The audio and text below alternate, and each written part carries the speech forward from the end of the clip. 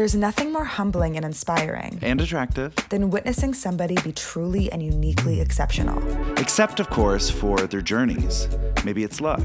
Maybe it's genetics. Maybe it's work ethic. Scott and I wanted to see if we could discover what makes some of the universe's most incredible humans the successes they've become, and ultimately find out exactly how they became so good.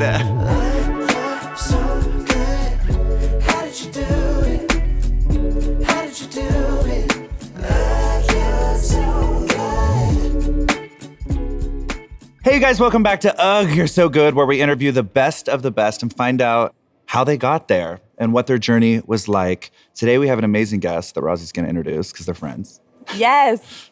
Okay, our guest today is one of the most successful artists in the world. He's a songwriter, a producer, a guitar player, an arranger, and the co-founder of the band Chic. The albums he's been a part of have gone on to sell more than 500 million units worldwide. And he's a 3-time Grammy winner. He's in the Rock and Roll Hall of Fame. I could go on and on and on.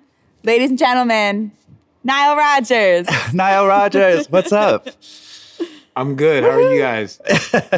We're good. We are good. How you doing? I'm okay, really well.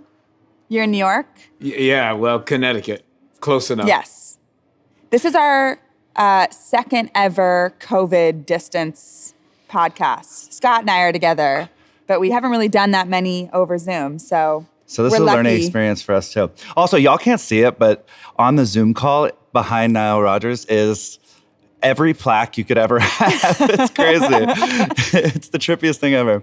We kind of thought, actually, before getting into questions, that we might just list some of your, it would take forever to do all of your biggest songs, but just list a few of your of our faves, if that's all right. Just because people should know what we're working with. Obviously, the Chic songs, The Freak, I Want Your Love, Good Times, Sister Sledge, We Are Family. We got Madonna, Like a Virgin, Material Girl. We got Let's Dance, David Bowie. I think that's one of my favorites that you've done. Diana Ross, I'm Coming Out, Upside Down, and a million more. I've listened to all the songs you did with Diana. Growing up, it was like a life-changing album for me. Get Lucky, Daft Punk, Love Shack, B-52s. It could go on and on and on. That's like just tip of the iceberg there. Yeah. So we wanted to ask you, obviously that list is so extensive. Is there any song that has a really specific, special story that was just unique to make something, some really incredible experience you had making it? Almost everyone you mentioned. Yeah. Probably, believe it or not, the Chic song, I Want Your Love, I actually dreamt every note of it. Whoa. And I used to sleep with manuscript paper next to my bed. I dreamt the entire arrangement, like the orchestration, everything. I always say the only thing that I didn't dream, the only thing that wasn't on the paper was the concert master said to me, "Hey, Niall, when that section comes around again, what if we go up an octave?" I was like, okay. Oh my God. What happened is that the horns play the same lick. Right. And then the strings go up an octave. So I was like, oh, okay, that's great. So, incredible. That's so cool. but everything else was on the paper. Everything. You just woke up and wrote it down. Yeah. And you notated it. Yeah. From out of, whoa. I'm old. What's it like to have these Rozzi, skills? remember, I'm old. We had to No. read that. Also, I had a question come to mind while you were reading all of those iconic songs. Your songs become timeless. There's been so many number one songs throughout the years, but all of yours are still played all the time, everywhere you hear them, everywhere you go. What do you think the special magic you bring to these songs makes them so timeless? Can you tell we're obsessed with you? No, if I knew that, I would never have any flops. Well, most of my records are flops. You're just mentioning the big ones. Right. Yeah, but who has that many big ones? Yeah, I'm It's lucky. like you and Max Martin. I'm lucky. Yeah, I'm That's lucky to have a lot of big ones. But I put my heart and soul into everything, so I expect them at least spiritually and artistically, we make them all to do well. But, as we all know, that's just so rare. Right. I always, I call it convergence. There's this thing that happens after us artists finish the records that we have absolutely nothing to do with it. Yeah. Once we let it go, it's out there, and forces in the universe have to come together and just happen. Yeah, the lightning in a bottle type thing. Yeah, we do everything we can, and most of what we do is in the studio. But then after that, it's like, it's okay. Take care. Yeah. Hope for the best. Yeah. Yeah. I always, because of that, I mean, I obviously agree with that. I think it's really important to, when you're in the studio, you just have to follow your own instincts and your own gut, because I think if you try and guess, I mean, I would rather actually phrase this as a question. Like, do you think about that when you're in the studio, that convergence, that magical thing you can't control? Do you try and create in a way to like please the music gods, or, the trends at the time? Yeah, or are you just thinking about what you're hearing and what you want? No, I don't do that. I don't try and force myself into what's happening, but I am influenced by what's going on. Yeah, you pay attention. You're like listening. And maybe I can brag that the reason I know Nile is because we're working on a song together that I'm unbelievably excited about. And in my experience, you work so quick. Like, you're just like inspiration and go. Like, you don't hold back. In my experience, granted, very limited, but it's just been like you just come up with something brilliant and then you just execute it. And you're like, I'll send it to you in an hour. And then you literally do. And it's like the most mind-blowing guitar solo you've ever heard in your life. I think that's I just want to speak on that. I think that's a theme in life when you're inspired or you have a moment, just doing it right then. Yeah. And not letting it like fester and like you forget about it. Right. Yeah, I love that. Yeah. Niall, I wanted to ask you your like life story before your crazy success. You've told me a little bit about it, and I've read some about it, but I wanted to know if you would tell us a little bit about like your childhood, where you came from, because it's such a crazy, unique story. You have a really interesting background. Yeah, my parents were beatniks, like the real deal. So we were, and unfortunately, and I hate to say unfortunately, because I think that this was a great part of their personality. They were heroin addicts. So they weren't like great parents in the traditional sense, but in my life, it sort of worked out well because I had to take care of myself. I got my first job at 9 years old. Wow. And I think that because I had to take care of myself, even though my parents were incredibly loving, I learned about responsibility. I learned about, just not being afraid. And I think that sort of helps me as a producer because, what's the most fun job that we have is going, hey, what if we did, what if, so I'm really the what if guy. And I'm always doing that. I'm always looking, I always say to myself, I'd be the person in the horror movie that dies first. Because if there was a door that was closed and there was a voice behind it that said, don't come in here. I'm going to kill you.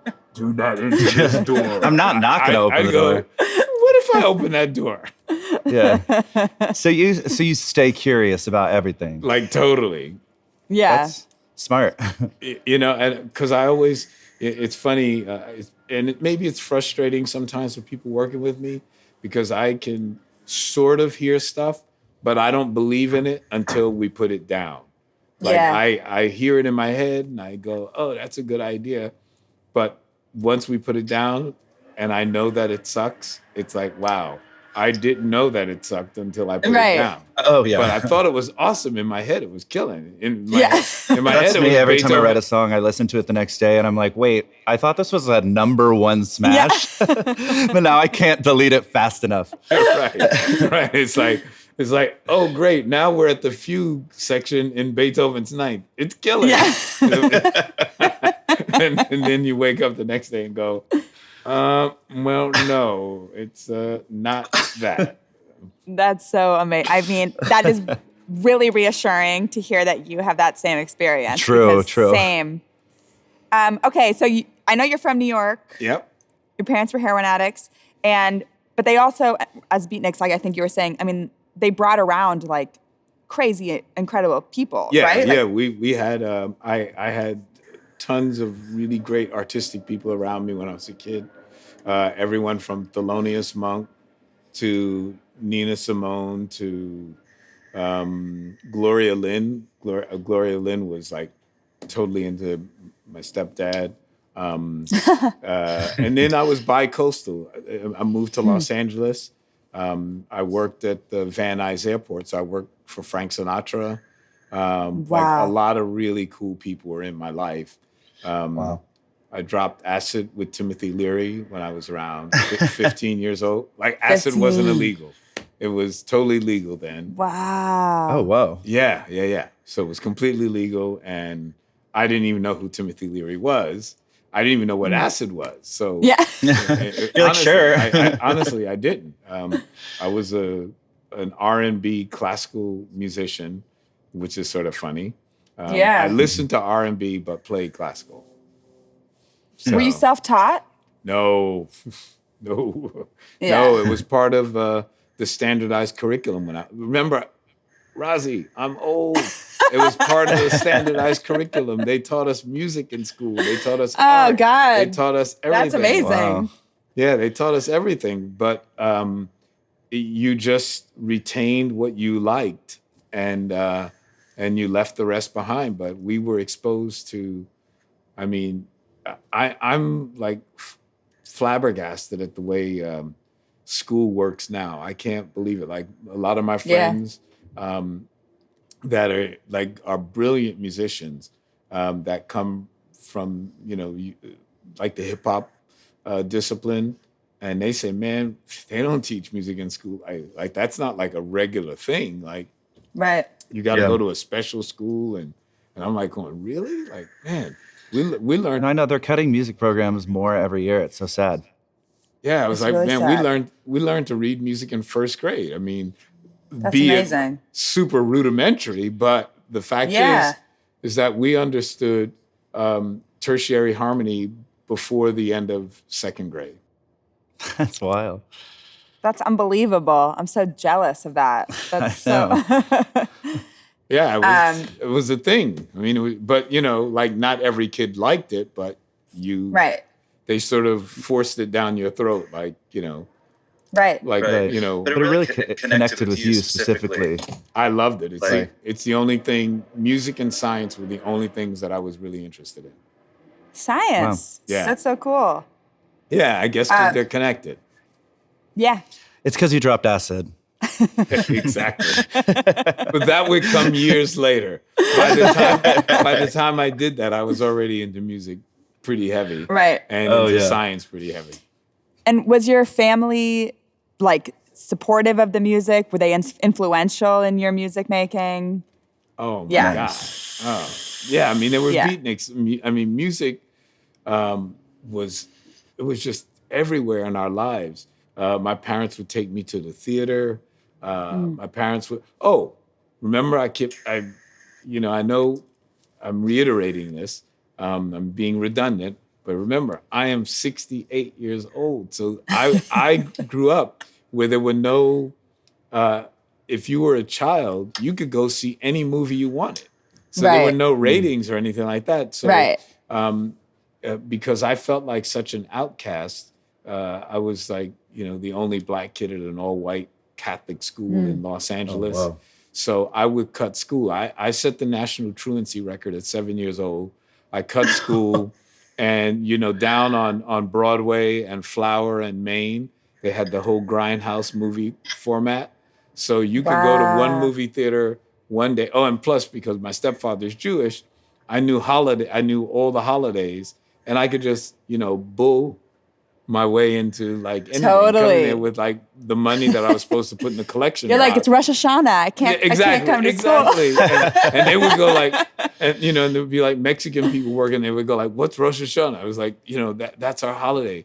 I'm Sephardic Jew, man. Oh my God, that's amazing. And they would just like go along with anything. And I could even talk the police into giving me a ride. I remember it only happened once. I'm trying to make it sound like I did it all the time. But once the cops caught me, when we said, hey, you're cutting school. And I said, no, I have asthma. And I go to Catholic school.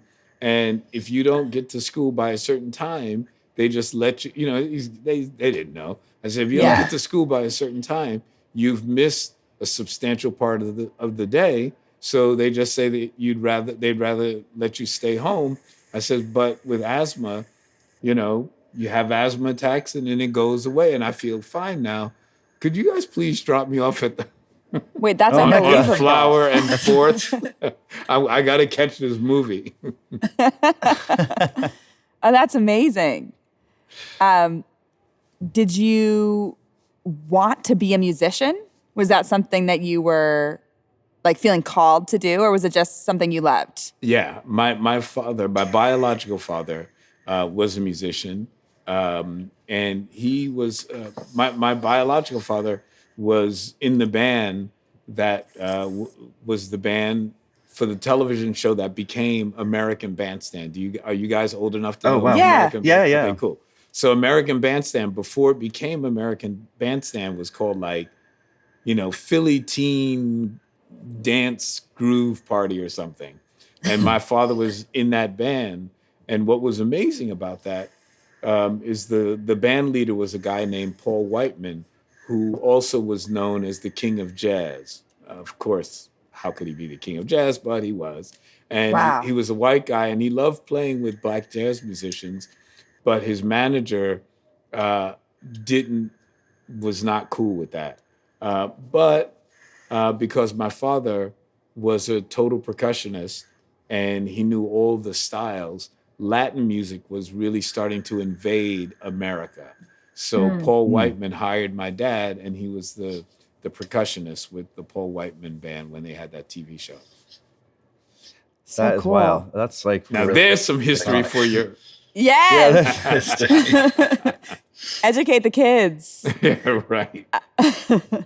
Speaking of history, I read online that you were a Black Panther. Yes. Is that? Incredible. And what age did you become a Black Panther? 16. I was 16. Wow. Yeah, I was subsection leader of Lower Manhattan Panthers, which were part of the Harlem branch. Tupac's mom was in my branch. Oh my goodness. Oh my gosh! Wow. I feel like you've lived 50 lifetimes. Yeah, you've lived a very rich life. And was that before or after Malcolm X died? That was after Malcolm died. Interesting. Oh, wow. And was that what was that like? I'm just so curious about that piece of history. Was it? Yeah, it was exhilarating. And it was basically just an extension of my childhood because I was socialized to care about people. And so when I was really, really young, I was a Cub Scout. And it was a good thing that we had these remedial programs on the Lower East Side and down in Greenwich Village, because basically they were set up for European immigrants, particularly European Jews, Eastern European Jews, to assimilate into American society. So they basically had assimilated, but the program still existed. Right. So I learned, my mom speaks perfect Yiddish, and it's like, wow. So yeah, it's awesome. So we learned. So does Colin Powell. He and my uncle went to school together. And they all, yeah. In those days, the Black community and the Jewish community were like so closely aligned. So I was socialized to care about people. So I was a Cub Scout, then a Boy Scout. Then I moved to Los Angeles a couple of times. And I scouted out there too. Even in the hood, we had Boy Scout troops and stuff like that. Then when I came back to New York, I was a little old. So it was like scouting wasn't sexy. And also at that point, now I had dropped acid. So I had become a hippie. I had become a hippie. And the way that you help people then was like, oh man, you want some of this Almaden wine from my goat flask? Oh my God. I mean, it's like the worst wine in the world, but to us, it's it was amazing. like awesome. It was like, man, you drink it from a goat flask and hey man, you want a little bit? So when I was politicized, there were a lot of, we were peaceniks. Hippies were real, peace and love. You put a flower in the National Guardsman's gun, that kind of stuff. Yeah. And then you get beaten up once too often. And then you say, wait a minute. Okay, so I'm going to join SDS. Maybe they're a little cooler. Okay, right. And then next thing you know, I met a guy and he was in the Black Panther Party. And he says, hey, man, you should come up and, and meet the brothers up there. And what was interesting is that this was during the time, the beginning of the women's movement, the gay movement, the Young Lords Party, just everything sort of intersected at the same time. It was just all happening. And America was a very unionized type of country then too. So everybody supported everybody. And when I went up to my first day as a Panther, honestly, my very, very first day, I meet a gentleman who's the officer of the day, and he tells me, Blood, we got to go take care of Sister Betty Shabazz, which is Malcolm X's widow. And because I was a martial artist, they put me up on stage with her to protect her with other Panthers. It wasn't just me alone. So anyway. When did you become a martial artist? In Los Angeles. I was really skinny kid. And I started studying. I first started out with Shotokan karate. And because I was so skinny, that was not exactly the right thing for me to do. And then somebody introduced me to a style called Goju. And Goju was a soft and hard style. So I was able to do Goju, and that was like, oh, okay, cool. And then when I went back to New York, I was introduced to Kung Fu because my family, we lived in Chinatown. Wow. Oh, wow. So I feel like you were so immersed in so many cultures. Like, it's probably one of the reasons, I don't want to put words into your mouth, but why you're able to collaborate with artists so across the spectrum, genre-wise. You've worked with everyone in from rock to pop to hip hop to jazz, it's so all over the place. And it seems to be kind of mirrored in your growing up, just surrounded by different cultures. Yeah, it's absolutely true. Yeah. Yeah. Well, this podcast is really about ambition and, what it takes to be incredible. We really just talk to people who we think are the best at what they do. So one thing we ask this to a lot of people is, other than yourself, who do you think in your life was most responsible for all your success? Is there somebody that comes to mind? Yeah, two people in particular. My jazz guitar tutor, a gentleman by the name of Ted Dunbar, rest in peace, and my songwriting partner from my band Chic, Bernard Edwards, and he was the bass player as well. The most extraordinary musician I think I've ever worked with.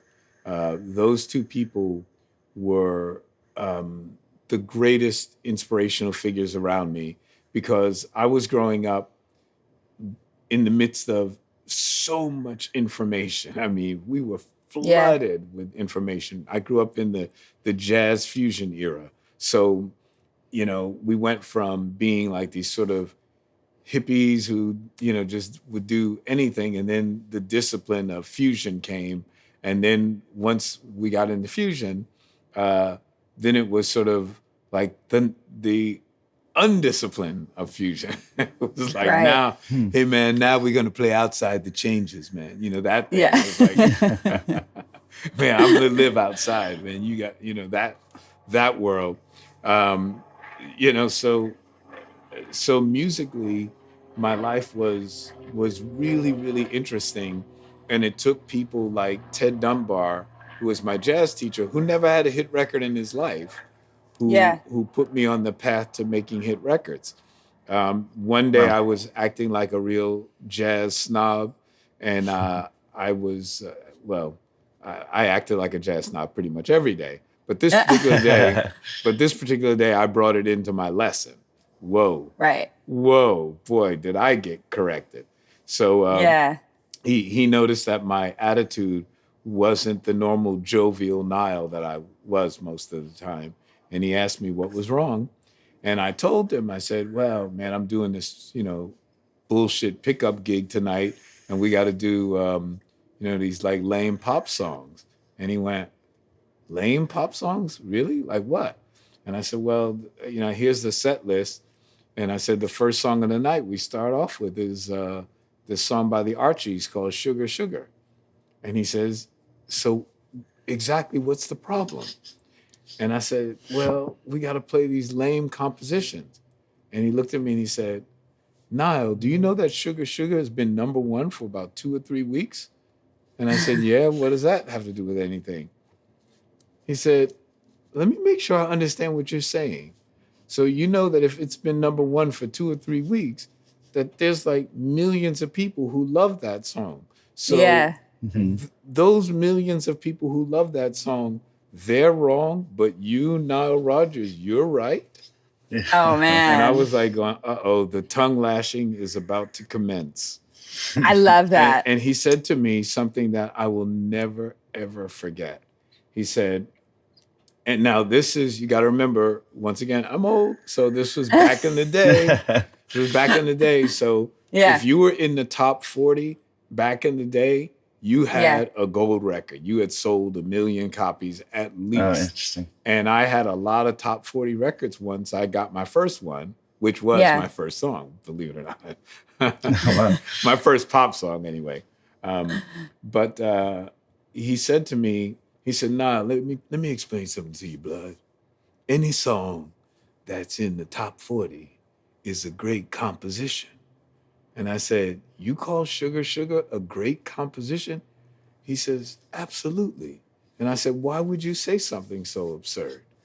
He says, it's a great composition because it speaks to the souls of 1 million strangers. And I went, yes. Whoa.